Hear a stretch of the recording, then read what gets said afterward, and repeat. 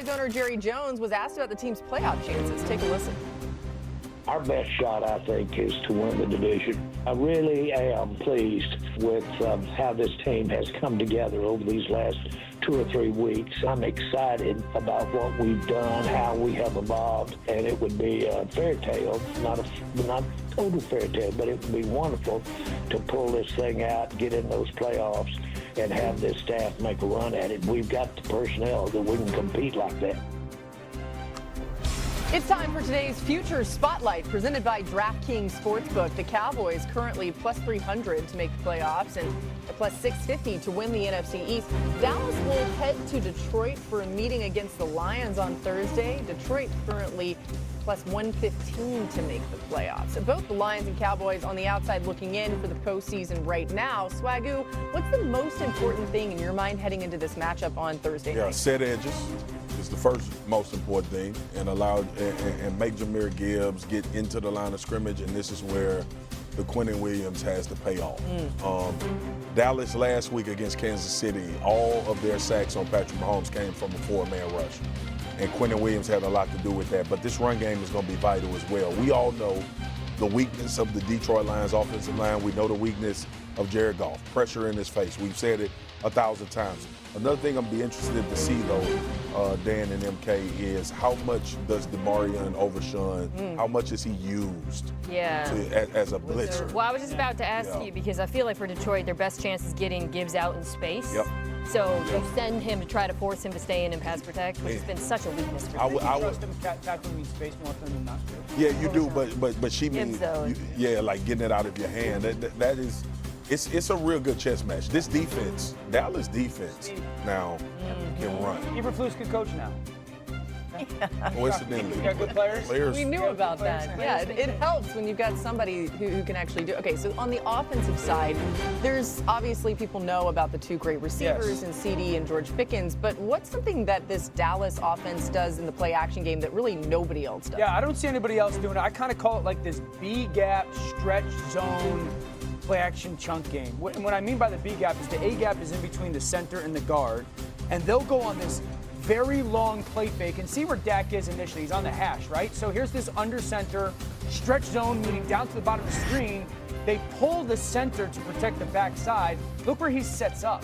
He's in between the guard and the tackle essentially. So they've stretched you from a pocket both horizontally and vertically, and then there's that big in. That's how they create some of their chunks. I like the fact they can do it out of the gun too.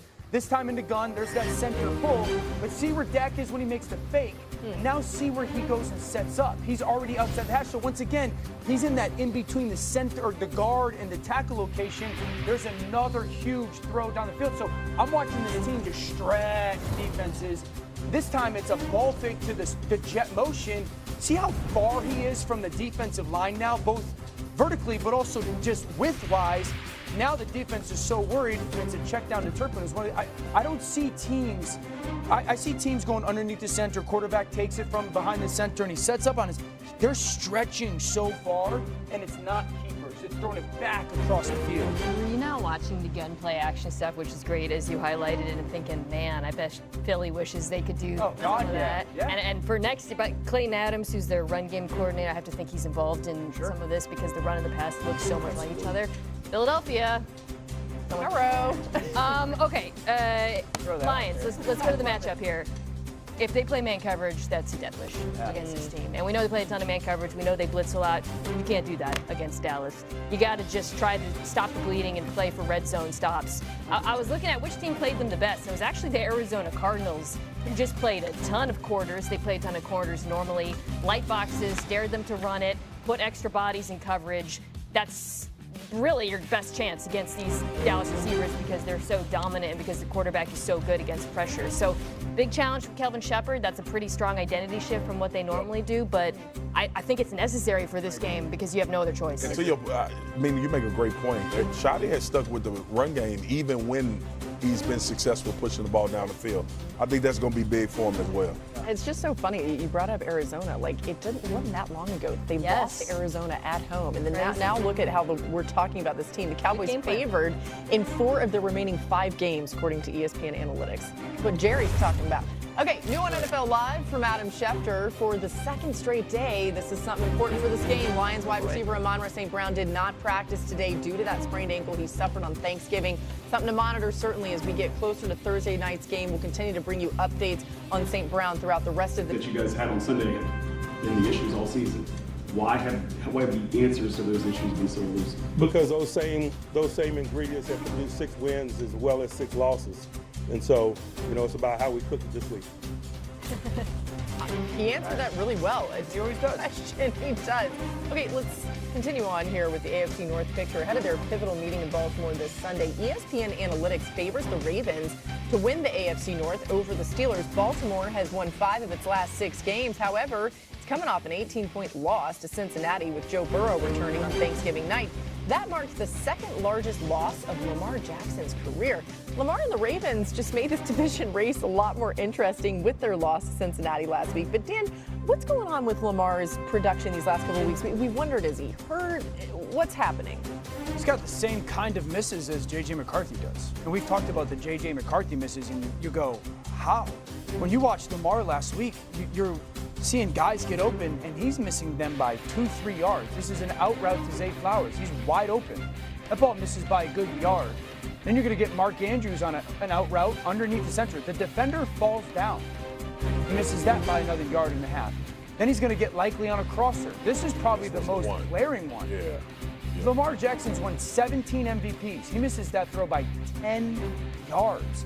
Yes, he hasn't been healthy running the football. Some of the turnovers, the holding on to the football and then the decision making, that guy's wide open on the in route and Lamar just doesn't throw it. And so I watched and I'm like, mechanically, Lamar's never been this mechanical, technician, and I'm trying to figure out why.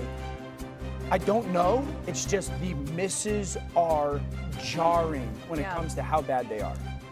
It looks like a shooter in a slump. And it's like he's trying to be guiding it, not playing just freely. Like Lamar's at his best when he's playing free. Sure. And we've commended him on his passing and how he's progressed in that area. This team just they almost look stuck.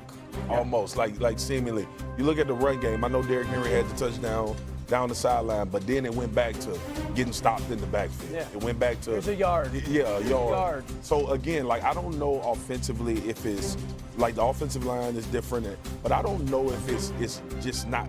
They just not explosive. Marcus, this team was historical on offense. That's what I'm saying. The 3 quarters of the season. They were explosive. Pete Mitchell is the explosive element to this offense right now. And I know you want Derrick Henry in the game, and I know you want to feed him more touches, but you got to find a way to get him more touches because right now that's showing up to be the most explosive element to your offense, and especially if Lamar is not feeling like Lamar normally does, you got to come up with that. Y'all, that was the answer when things went wrong for Baltimore. Lamar. Now let's get Lamar, let's use his legs, let's figure out how to let him free other people up. All right. Just look stuck. So I'm looking at this matchup, Pittsburgh Steelers. We just saw them run same play over and over. So I'm watching that and thinking, can the Ravens do something similar? The Ravens don't really run duo. That's not their game. So you mentioned Keaton Mitchell. They have to go into this game with a mission. Everybody on this team is a blocker.